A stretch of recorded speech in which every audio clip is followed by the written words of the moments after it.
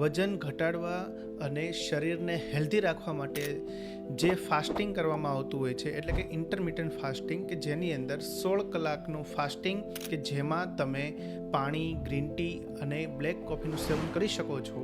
બીજું જે 8 કલાક જે જમવાનો પીરિયડ હોય છે એમની અંદર સારું એવું હેલ્ધી ફૂડ ખાવાનું હોય છે. તો આમના ભરપૂર પ્રમાણની અંદર ફાયદાઓ હોય છે. તમારું ડાયજેશન એકદમ મસ્ત થતું હોય છે. જે પાચક રસો છે એ ભરપૂર પ્રમાણમાં સિક્રેટ થતા હોય છે. એનાથી ડાયજેશન ને પેટના રોગો દૂર થાય છે.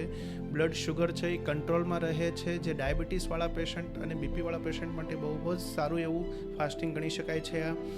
એવમ આપણી જે ઓટોફેગી છે એમને એક્ટિવેટ કરતું હોય છે.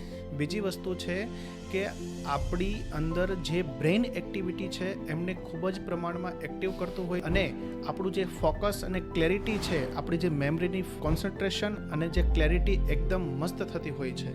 તો આ ફાસ્ટિંગ અવશ્ય કરવું. તમે મેસેજની અંદર ડાયટ એવું લખો, હું તમને એમની માટેનું જે સચોટ ડાયટ છે એ તમને શેર કરીશ.